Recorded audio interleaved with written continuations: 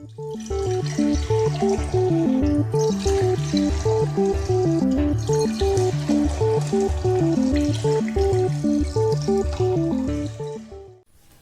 मित्रांनो, तुमचं पुन्हा एकदा स्वागत आहे सिम्प्लिफाईड केमिस्ट्री यूट्यूब चॅनलवरती. पाठीमागच्या केमिकल कायनेटिक्सच्या लेक्चरमध्ये आपण what is rate of chemical reaction, average rate of chemical reaction, instantaneous rate of chemical reaction या संदर्भात माहिती पाहिलेली होती. आज आपण या टॉपिकमधला पुढचा भाग पाहणार आहोत, ऑर्डर ऑफ केमिकल रिएक्शन. त्यासाठी आपण एक केमिकल रिएक्शन कन्सिडर करूया. Consider chemical reaction A plus B gives product. या केमिकल रिएक्शनचा रेट लॉ जर आपण लिहिला तर तो आपल्याला असा मिळेल, rate is equal to K into concentration of A raise to X into concentration of B raise to Y. या रेट लॉमध्ये ज्या कॉन्सन्ट्रेशन टर्म्स आहेत ए आणि बी, याचा एक्सपोनंट एक्स आणि वाय रिस्पेक्टिव्हली, याची जर आपण ॲडिशन केली तर ती ॲडिशन म्हणजे या केमिकल रिएक्शनची ऑर्डर असते. So order of this chemical reaction is X plus Y. So what is the definition of order of chemical reaction? Order of reaction is the sum of exponents. It is the sum of exponents to which the concentration terms in the rate law are raised. Rate law मध्ये असणाऱ्या concentration termचा जो exponents आहेत, त्या एक्सपोनेंटची simply addition आपण केली तर ती addition म्हणजे त्या केमिकल रिएक्शनची ऑर्डर असते, हे आपल्याला आता लक्षात आलं असेल. So order of chemical reaction cannot be predicted from the balanced equation of the reaction. Stoichiometric chemical इक्वेशनमध्ये आपण जे इक्वेशन लिहितो त्या इक्वेशनवरून आपल्याला त्या केमिकल रिएक्शनची ऑर्डर प्रेडिक्ट करता येत नाही, because it is the totally experimentally quantity or it is experimentally determined property of the chemical reaction. आणि म्हणून order of chemical reaction cannot be predicted from the balanced equation of the chemical reaction. Order of chemical reaction अधिक समजण्यासाठी आपण काही examples बघूया. पहिल्या एक्झाम्पलमध्ये आपण घेतलंय hydrogen gas when reacted with iodine gas it gives 2 molecules of hydrogen iodide gas. या केमिकल इक्वेशनचा रेट लॉ कसा लिहायचा आहे आपल्याला माहिती आहे. Rate is equal to K into concentration of H2 into concentration of I2 where K is the constant. आता जर आपण या रेट लॉचं ऑब्झर्वेशन केलं तर आपल्याला असं लक्षात येतं की याच्यामध्ये जो पहिला रिएक्टंट आहे हायड्रोजन, त्याचा एक्सपोनंट 1 आहे आणि दुसरा रिएक्टंट आहे आयोडीन, त्याचाही एक्सपोनंट 1 आहे. आणि म्हणून या रिएक्शनची ऑर्डर जर आपण एक्सप्लेन करायला गेलो तर आपल्याला असं म्हणता येईल, reaction that is this reaction is first order in terms of hydrogen. हायड्रोजनच्या स्वरूपामध्ये ही रिएक्शन काय आहे, फर्स्ट ऑर्डर आहे. Therefore, at x is equal to 1. That is exponent of this concentration term is x and that is equal to 1.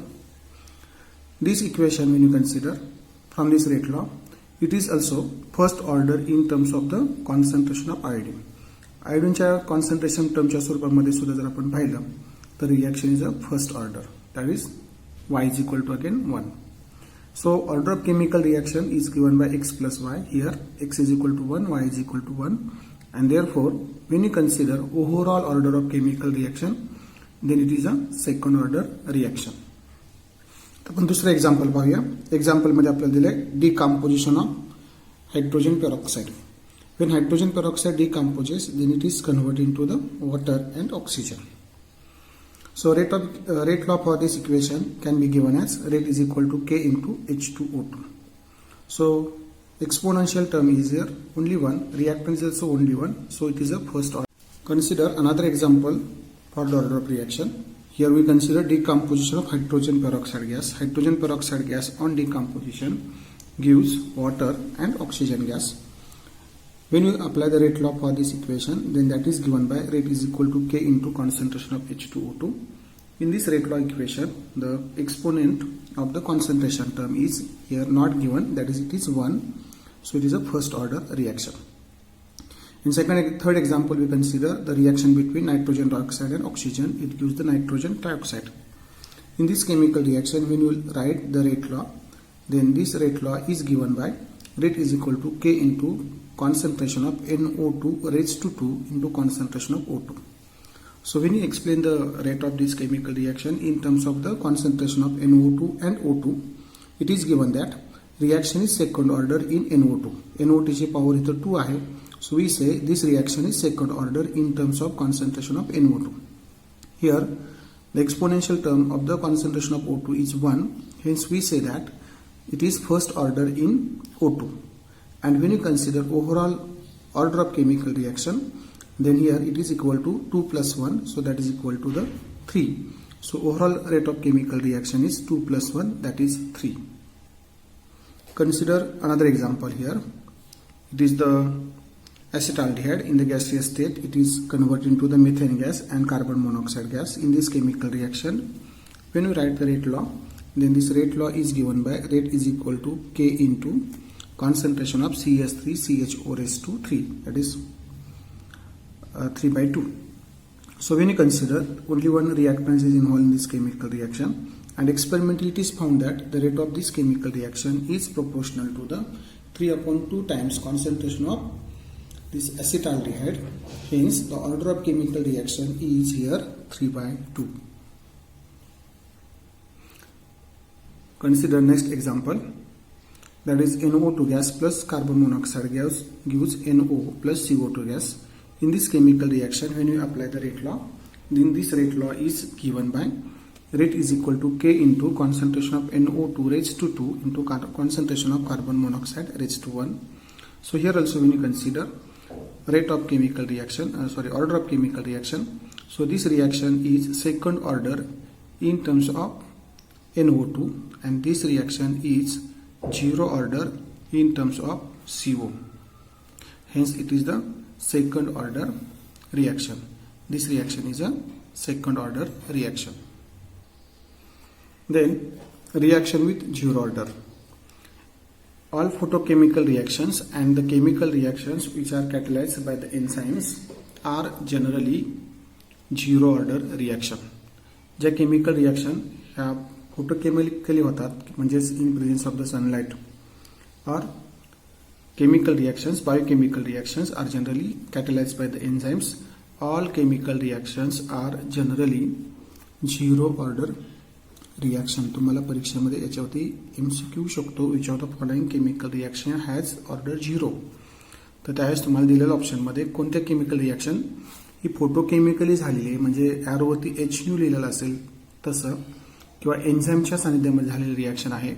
या chemical reactions ह्या specifically काय असतात, zero order reaction असतात. हे तुम्हाला लक्षात ठेवणं इथं आवश्यक आहे. Then integrated rate law for the first order and zero order reaction आपल्याला पाहायचं आहे. So for first order reaction आपण थेअरीमध्ये शिकलेलो आहोत. The rate constant K is given by 2.303 divided by T log to base 10 A0 upon AT, where K we consider unit. In this expression, these are the two concentration terms. Their concentrations are expressed in the same term, so they are cancelled. It is a numerical term. So K चं unit जे आहे ते टाइमच्या inverse असणार आहे. So unit of K is time inverse, that is it is in second inverse, minute inverse, or we say it is per hour, per second or per minute. हे expression आपण असे explain करू शकतो. K is equal to 2.303 divided by T log to base 10 A upon A minus X. आता आपण या first order rate law equation मध्ये ज्या टर्म इन्व्हॉल्व झालेल्या आहेत त्याचा सिग्निफिकन्स काय तो बघूया. In this equation, first equation, when you consider A0 is equal to A is nothing but initial concentration of the reactant. Before starting the chemical reaction, the initial concentration is taken as A0. AT is nothing but A minus X for second equation, and that is nothing but concentration of reactant at time T. समजा chemical reaction 0 time पासून T एवढ्या time पर्यंत proceed झालेले आहे, आणि त्यावेळेस सुरुवातीचे जे काही रिॲक्टंटचे मोल्स होते किंवा कॉन्सन्ट्रेशन होतं त्यापैकी काही मोल्स हे वापरले जाणार आहेत आणि काही शिल्लक राहणार आहेत. तर ते शिल्लक राहिलेले काय असणार आहेत, AT असणार आहेत किंवा A मायनस X असे असणार आहेत. So that is a concentration of reactant at time T. X is nothing but here concentration of reactant reacted at time T. For this equation, K is the rate constant and T is the time taken for the completion of this chemical reaction. आता आपण पाहूया rate law for zero order reaction.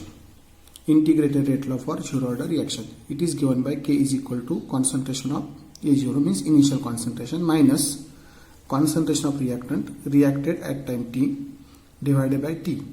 So when you consider unit, here concentration terms are present. So unit is moles per dm cube per second. Then half life of first order reaction and zero order reaction.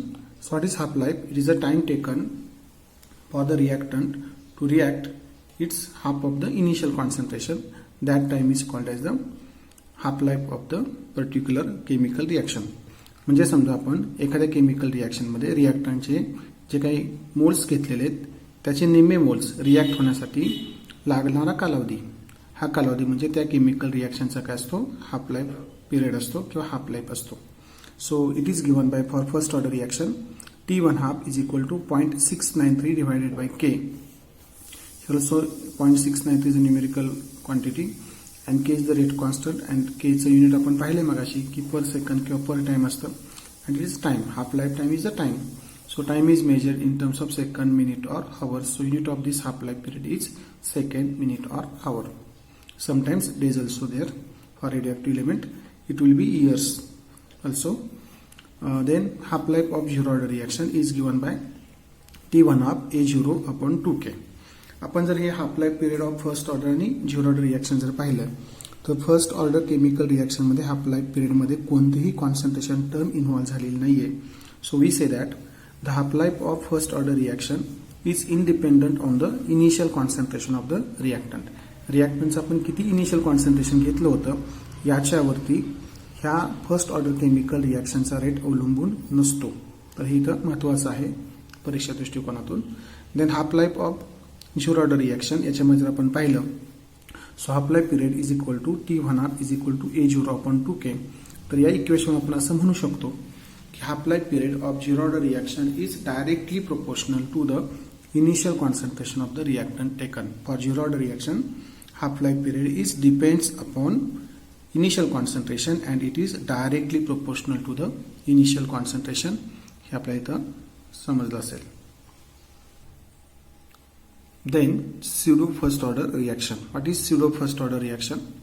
Some chemical reactions that have higher order true rate law but they are found to behave as first order are called as pseudo first order chemical reaction. काही chemical reaction जे असतात त्यांचा जो true rate law जो आहे हा first order असतो, second order असतो किंवा हायर ऑर्डर असतो. पण त्या सगळ्या केमिकल रिॲक्शन्स ह्या काय असतात, दे बिहेव्स, त्यांचे बिहेवियर जे आहे that is according to the first order reaction. Hence this chemical reactions are called as pseudo first order reactions. Actually त्यांची ऑर्डर ही एकापेक्षा जास्त असते पण त्यांचं बिहेवियर हे काय असतं, फर्स्ट ऑर्डर रिॲक्शन प्रमाणे असतं आणि म्हणून अशा केमिकल रिॲक्शनला म्हटलं जातं स्यूडो फर्स्ट ऑर्डर रिॲक्शन. याच्यामध्ये दोन एक्झाम्पल्स आपल्या टेक्स्टबुकमध्ये दिलेले आहेत. हायड्रोलिसिस ऑफ इस्टर, कोणत्याही इस्टरचं हायड्रोलिसिस जर आपण घेतलं so it is a pseudo first order reaction. And inversion of sugar that is sucrose is also the example of pseudo first order reaction. तर इथे एक्झाममध्ये तुम्हाला 4 ऑप्शनपैकी असं विचारलं जाऊ शकतं दिलेला ऑप्शन कोणता आहे स्यूडो फर्स्ट ऑर्डर रिॲक्शनचा, तो आयडेंटिफाय करा. तर तुम्हाला 2 ऑप्शन्स पैकी एक ऑप्शन तिथं असणार आहे हायड्रोलिसिस ऑफ इस्टर. कधी कधी ह्या इस्टरचं तुम्हाला नाव दिलं जाईल that is methyl acetate, ethyl acetate किंवा त्याचा IUPAC नेम तुम्हाला दिलं जाईल, त्यावरून तुम्हाला ते आयडेंटिफाय करायचं आहे. किंवा इन्व्हर्जन ऑफ शुगर म्हणजे सुक्रोज याचं inversion, it is also the pseudo first order reaction. यानंतर आपण पाहणार आहोत graphical representation of first order reaction. एखादी फर्स्ट ऑर्डर रिॲक्शन आपण घेतली तर त्या फर्स्ट ऑर्डर रिॲक्शनमध्ये असणाऱ्या ज्या वेगवेगळ्या टर्म्स आहेत त्याचा जर आपण ग्राफ प्लॉट केला तर त्या ग्राफचं नेचर काय असू शकतं असं तुम्हाला एक्झाममध्ये प्रश्न येऊ शकतो. तर त्या ठिकाणी आपल्याला पर्टिक्युलरली कशा वर्सेस कशाचा ग्राफ काढलेला आहे आणि त्याचं नेचर काय आहे हे आपल्याला लक्षात ठेवणं गरजेचं आहे. आपण समजा फर्स्ट ऑर्डर केमिकल रिॲक्शनमध्ये rate versus concentration of reactant reacted at time T याचा जर ग्राफ काढला, rate is taken on the y-axis and concentration of reactant at time t is taken along the x-axis, then that graph is straight line passing through origin and in this graph the slope of this line gives the value of rate constant. याच्यामध्ये तुम्हाला असा परीक्षेला प्रश्न विचारू शकतो, for first order reaction which of the following graph gives or has slope is equal to rate constant, or rate constant कोणत्या ग्राफच्या सहाय्याने आपण मोजू शकतो, डिटरमिन करू शकतो, तो ग्राफ कोणता आहे आयडेंटिफाय करा, असा तुम्हाला याच्या बाबतीत प्रश्न येऊ शकतो. Then time versus concentration of reactant at time T जर आपण ग्राफ प्लॉट केला तर त्या ग्राफचं आपल्याला जे नेचर मिळतं that is exponential curve, that is or decreasing curve, अशा पद्धतीने आपल्याला मिळतं. कारण हे कॉन्सन्ट्रेशन काय होणार आहे, हळूहळू टाइम वाढत गेला की कमी कमी होत जाणार आहे. So that is the nature of graph, it is a exponential curve. तिसरा ग्राफ जर आपण बघितला तर log of A versus time म्हणजे कॉन्सन्ट्रेशनचा लॉगॅरिथम अपॉन वर्सेस टाइम जर असं जर आपण ग्राफ काढला, so it is a straight line which intersect the x and Y axis, अशा पद्धतीने आपल्याला त्या ग्राफचं नेचर मिळतं. फर्स्ट ऑर्डर केमिकल रिएक्शनसाठी शेवटच्या टाईपचा जो ग्राफ आहे तो ग्राफ आहे log of A0 upon AT versus time, म्हणजे initial concentration upon concentration of reactant reacted after time T, यांच्या लॉगॅरिथमचा ग्राफ जर आपण टाइम वर्सेस काढला, so that graph is also passing through the origin, it is a straight line, and from that graph slope is equal to k upon 2.303 किंवा k is equal to आपल्याला मिळेल slope into 2.303. तर लक्षात ठेवता आपल्याला की graphs which are passing through origin and straight line they gives the value of k, असं आपण थोडक्यात इथे लक्षात ठेवू शकतो. याच पद्धतीने आपण झिरो ऑर्डर केमिकल रिएक्शनचं सुद्धा ग्राफिकल रिप्रेझेंटेशन देऊ शकतो. पहिला ग्राफ रेट वर्सेस टाइम जर आपण काढला, so that graph is also straight line which intersect the X axis and Y axis, म्हणजे फर्स्ट ऑर्डर रिएक्शन आणि झिरो ऑर्डर रिएक्शन दोन्ही रिएक्शनसाठी या ग्राफचं नेचर हे सेम आहे. सेकंड याच्यामध्ये आपण बघितलं rate versus concentration of reactant, तर हा ग्राफ काय आहे parallel to concentration axis. Concentration ॲक्सिसला काय असतो तो ग्राफ पॅरलल असतो. अशा पद्धतीने आपल्याला ग्राफचं नेचर मिळतं. आणि झिरो ऑर्डर रिएक्शनमध्ये लास्ट ग्राफ असणार आहे किंवा फर्स्ट ऑर्डर रिएक्शनमध्ये हाफ लाईफ पिरियडचा ग्राफ कसा असेल तो आपण पाहूया. So when you plot the graph of concentration of reactant versus the time, so nature of graph is exponential term, आपण फर्स्ट ऑर्डर केमिकल रिएक्शनमध्ये पाहिलेलं होतं. आता आपण समजूया की इनिशियल कॉन्सन्ट्रेशन ऑफ रिएक्टंट हे A0 होतं आणि A0च्या हाफ म्हणजेच A0 अपॉन 2 कॉन्सन्ट्रेशन, इनिशियल कॉन्सन्ट्रेशनच्या हाफ म्हणजेच A0 अपॉन 2 कॉन्सन्ट्रेशन होण्यासाठी जो टाइम लागतो त्यालाच आपण म्हणतो हाफ लाईफ पिरियड. हे कॉन्सन्ट्रेशनचं आपण डिक्रीजिंग कर्व काढलेला आहे विथ टाइम. समजा इथं इनिशियल कॉन्सन्ट्रेशनच्या हाफ कॉन्सन्ट्रेशन झालं तर त्याच्या करस्पॉन्डिंगली जर आपण परपेंडिक्युलर काढला टाइम ॲक्सिसवरती, तर तो जो पॉईंट असणार आहे तो आपला असणार आहे हाफ लाईफ पिरियड, म्हणजे इथे जो टाइम असणार आहे इथून इथपर्यंतचा तो असणार आहे हाफ लाईफ पिरियड. आता याच्या इथं शिल्लक असणार कॉन्सन्ट्रेशन आपलं A0 अपॉन 2 हे यूज झालेलं आहे, A0 अपॉन 2 शिल्लक राहिलेलं आहे. आता त्याच्या हाफ म्हणजे याला 1/2 ने मल्टिप्लाय करायचं, म्हणजे किती झालं A0 अपॉन 4. इथून इथपर्यंत जे कॉन्सन्ट्रेशन आहे हे आता इनिशियल कॉन्सन्ट्रेशन असणार आहे, त्याच्या हाफ म्हणजे इथपर्यंत जे कॉन्सन्ट्रेशन डिक्रीज होणार आहे त्यासाठी लागणारा जो वेळ असणार आहे दॅट इज 2 × t हाफ असणार आहे. त्यानंतर हे आता इनिशियल कॉन्सन्ट्रेशन झालं आणि त्याच्या हाफ म्हणजेच A0 अपॉन 8 एवढं कॉन्सन्ट्रेशन कमी होण्यासाठी लागणारा जो टाइम असणार आहे तो त्याचा हाफ लाईफ पिरियड असणार आहे आणि तो असणार आहे 3 × t हाफ.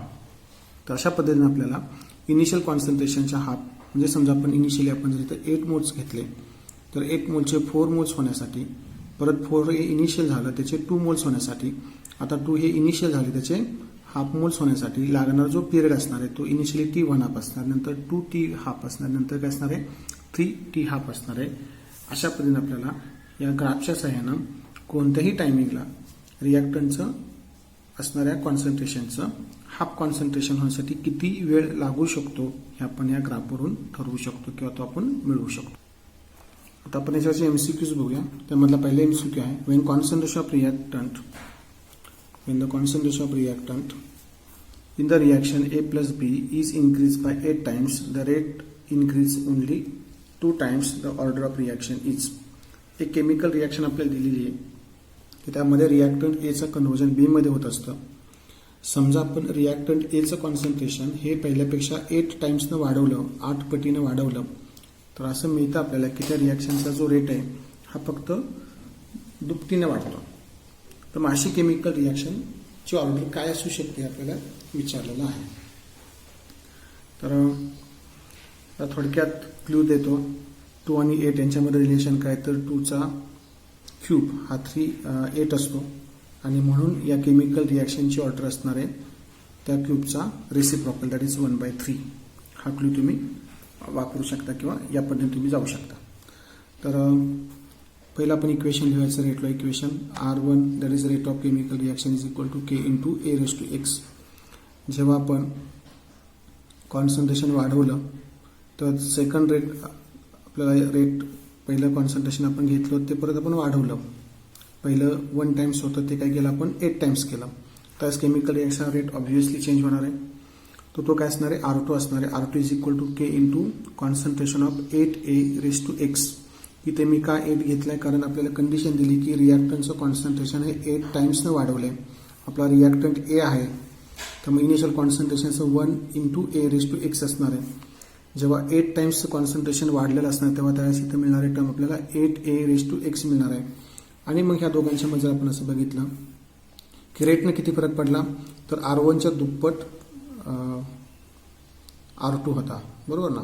म्हणजेच R2 इज इक्वल टू काय मिळालं आपल्याला 2/2 इंटू R1 मिळालं. मग R2ची व्हॅल्यू जर आपण सबस्टिट्यूट केली 8A⁻x is equal to 2 into R1 K into A⁻x. तर याच्यामध्ये आपल्याला K हा टर्म कॅन्सल होतील.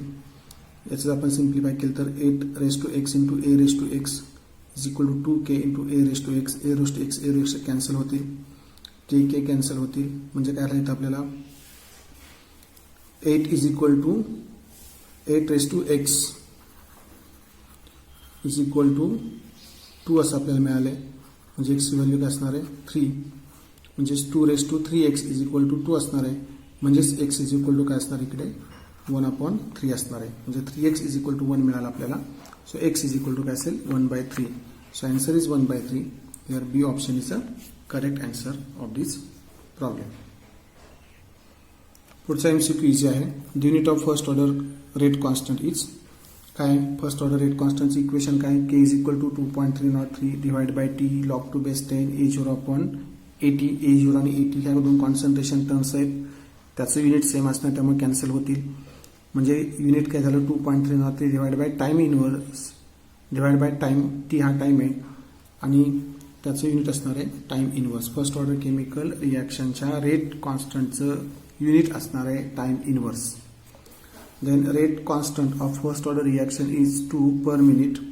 The half life of this reaction will be. Rate constant दिला आहे आपल्याला, हाफ लाईफ विचारलं. तर हाफ लाईफ आणि रेट कॉन्स्टंट मधलं काय रिलेशन आहे. So half life period is equal to 0.693 divide by K. 0.693 divide by rate दिला आपल्याला, रेट कॉन्स्टंट दिला दॅट इज 2. तिथं आपण सबस्टिट्यूट केलं तर आन्सर आपलं 0.347. एवढी सिंपल एक्झाम्पल याच्यावरती विचारली जातात. त्यामुळे थोडं प्रॅक्टिस करा, 2-3 एक्झाम्पल या टाईपचे सोडून घ्या. So option is B. The unit of rate constant in case of zero order reaction is. Zero order रिॲक्शनचा रेट कॉन्स्टंटचं युनिट काय असतं, तर कॉन्सन्ट्रेशन अपॉन टाइम. म्हणजे A0 minus AT divide by T असं आपलं रेट कॉन्स्टंटचं इक्वेशन मिळालं होतं. आणि त्यावरून इक्वेशन झालं, युनिट झाल्याचं concentration into time inverse. That is a option A is a correct. After how many seconds will the concentration of reactant in first order reaction is half if the rate constant is 1.155 into 10⁻³ per second. म्हणजे इथं आपल्याला काय दिलं आहे, का chemical रिॲक्शनचा rate दिलेला आहे, रेट कॉन्स्टंट दिलेला आहे. ती केमिकल रिॲक्शन ही फर्स्ट ऑर्डर आहे आणि आपल्याला असं विचारलं त्यांनी की त्या रिॲक्शनचं कॉन्सन्ट्रेशन हाफ होण्यासाठी किती वेळ लागेल. हाफ होण्यासाठी म्हणजे आपल्याला त्यांनी काय विचारलं, त्याचा हाफ लाईफ पिरियड विचारला आहे. So answer is T1/2 is equal to 0.693 divide by K. 0.693 divide by 1.155 into 10⁻³ 10⁻³ वरती गेले की 693 होईल. डिवाइड बाय 1.5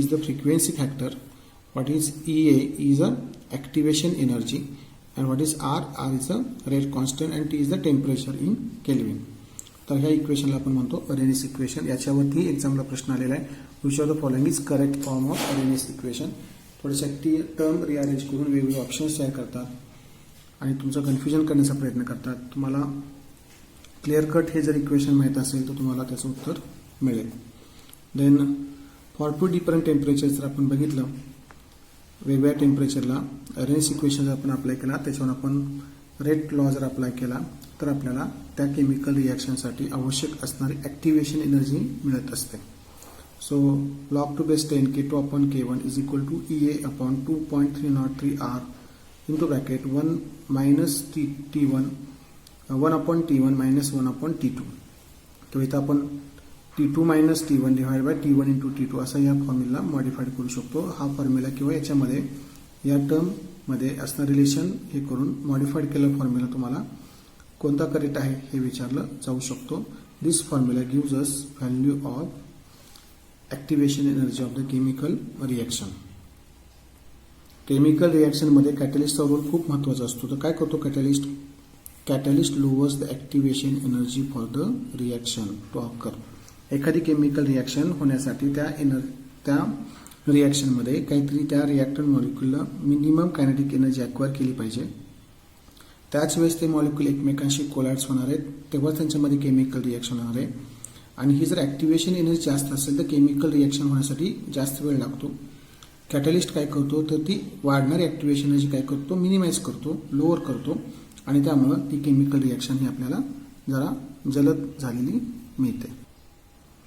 पुढे आपण पाहूया MCQs molecular of chemical reaction किंवा त्याबद्दल आपण अभ्यासलेला जो भाग होता हाफ लाईफ पिरियड वगैरे त्याच्यावरती काही एक्झाम्पल्स आहेत ते आपण पाहूया. मॉलिक्युलरिटी ऑफ एलिमेंटरी रिॲक्शन इज. काय असते मॉलिक्युलरिटी? होल नंबर असते, कारण स्टॉइचियोमेट्रिक इक्वेशनमध्ये जे आपण जे कोएफिशियंट घेतो ते सगळे नॅचरल नंबर्स असतात आणि म्हणून option D is a correct, that is it is a natural number. For reaction 2A + B gives C + D molecularity of reaction is. हे केमिकल इक्वेशन आपल्याला दिलेलं आहे आणि त्या केमिकल इक्वेशनमध्ये असणाऱ्या रिॲक्टंटच्या नंबर ऑफ मोल्सवरून आपण त्याची मॉलिक्युलरिटी ठरवणार आहे. इथे A चे किती मोल्स इन्व्हॉल्व झाले तर 2, B चे किती झाले 1, 2 + 1 3. So molecularity of this chemical. पुढचा प्रश्न आहे the molecularity and order of acid hydrolysis reaction of ethyl acetate is. आता आपण इथिल ॲसिटेटचं पहिल्यांदा हायड्रोलिसिस लिहूया. Ethyl acetate is CH3 double bond O C2H5 plus water gives ethyl alcohol plus acetic acid. आता या केमिकल रिॲक्शनमध्ये जर आपण पाहिलं तर ही केमिकल रिॲक्शन आहे hydrolysis of ester. So hydrolysis of ester is a first order reaction. Rate law हा higher असणार आहे, सेकंड ऑर्डर असणार आहे, पण it is behaves as first order. So it is a first order reaction, म्हणजे order 1 असेल याची. आणि नंबर ऑफ मॉलिक्युल्स किती इन्व्हॉल्व झाले याच्यामध्ये? इथिल ॲसिटेटचा 1, वॉटरचा 1. So answer is here. It is a first order reaction and its molecularity is 2. So option C is the correct answer.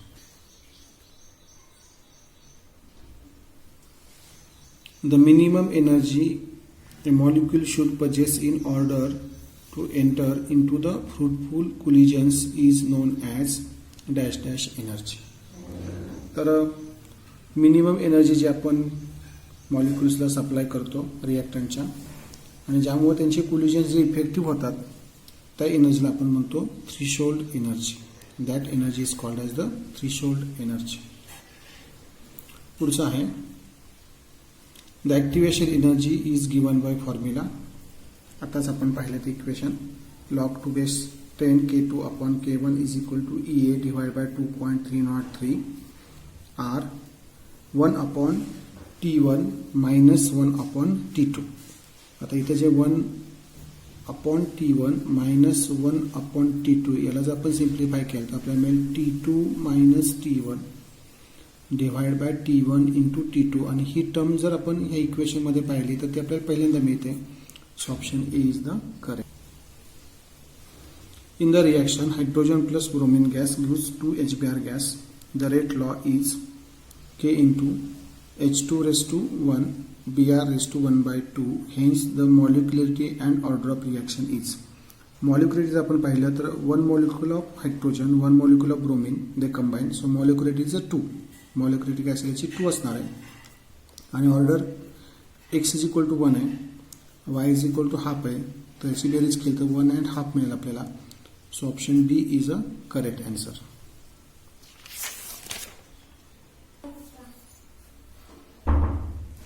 पुढचा MCQ असा आहे a chemical reaction was carried out at 300 Kelvin and 280 Kelvin. The rate constant were found to be K1 and K2 respectively. Then काय तर त्या K1 आणि K2 मधलं आपल्याला relation दिलेलं आहे. तर दोघांच्या टेम्परेचर मधला डिफरन्स काय आहे? 300 आणि 280 यांच्या टेम्परेचरमध्ये डिफरन्स आहे 20 केल्विन. जर आपण रेट कॉन्स्टंट पाहिला ॲट 280 केल्विन तर तो K2 आहे, ॲट 300 केल्विन तर तो आपण K1 घेतला. दोघांच्या मधला टेम्परेचर डिफरन्स 20 केल्विन आपल्याला मिळाला आपल्याला असं माहिती आहे what is the effect of temperature on the rate of chemical reaction. तर आपल्याला असं माहिती आहे की कोणत्याही केमिकल रिॲक्शनमध्ये जर आपण टेम्परेचर हे इनिशियल टेम्परेचरपेक्षा 10 डिग्री सेल्सिअस म्हणजेच 10 केल्विन जर वाढवलं तर त्या केमिकल रिॲक्शनचा रेट हा पहिल्याच्या काय होतो दुप्पट होतो. आता इथे 20 केल्विन आहे तर 10 वाढवलं तर कारण दुप्पट होणार आहे. अजून 10 वाढलं तर पहिल्याच्या कारण तो 4 पट होणार आहे आणि म्हणून त्याचे रिलेशन आपल्याला मिळणार आहे K1 is equal to 4 times K2. जे 300 डिग्री केल्विनला जो रिॲक्शनचा रेट होता तो 280 पेक्षा किती असणार आहे पहिल्याच्या 4 पट असणार आहे. So K1 is equal to काय असेल 4 टाइम्स ऑफ K2. मग K2 इज इक्वल टू काय मिळेल आपल्याला K1 अपॉन 4. यालाच आपण सिम्प्लिफाय केला तर 0.25 आपल्याला मिळतो. So what is relation between K2 and K1. K2 is equal to 0.25 K1. So option B is the correct. पुढचा theoretical प्रश्न आहे. The number of reactor molecules participating in a chemical reaction is called as. माहिती उत्तर आपल्याला reactor मॉलिक्युलचे number of molecules म्हणजेच काय असते त्याची molecularity. Answer B is correct. For the reaction CH3CHO gives CH4 plus CO. The rate is equal to K into CH3CHO raised to 3/2. Then molecularity and order of reaction is only one molecule आहे. So molecularity is 1 आणि order फक्त एकच term आहे. त्याचा exponential दिला आपल्याला 3/2. So 3/2 म्हणजेच 1.5. आपल्याला पहिल्यांदा काय विचारले मॉलिक्युलरिटी. सो इट इज 1 आणि ऑर्डर काय असेल 1.5. So answer C is the correct answer. Last MCQ आपण बघूया. The reaction takes place in 2 steps as NO2Cl gives NO2 plus chlorine. Second step NO2Cl plus Cl gives NO2 gas plus Cl2 gas. Identify the reaction intermediate. He chemical reaction 2 स्टेपमध्ये होते. Intermediate आपल्याला शोधायचा आहे तर तो पहिल्या स्टेपमध्ये product असतो आणि दुसऱ्या स्टेपमध्ये तो रिॲक्टंट असतो. असा कोण आहे तर पहिली स्टेप जर आपण चेक केली तर पहिल्या स्टेपमध्ये क्लोरीन तयार झालेला आहे आणि NO2 तयार झालेला आहे. दुसऱ्या स्टेपमध्ये मात्र आपल्याला क्लोरीन हा रिॲक्टंट आहे. So chlorine in first step present at the product site and in second step it is present in the reactant site. So it is intermediate. So Cl gas is the intermediate of this chemical reaction. तर अशा पद्धतीने आज आपण chemical kinetics या टॉपिकमध्ये असणारी सर्व theory आणि प्रत्येक थेरीवरती असणारे काही MCQs अभ्यासलेले आहेत. तुम्हाला केमिकल कायनेटिक्स हा टॉपिक समजलेला असेल. धन्यवाद.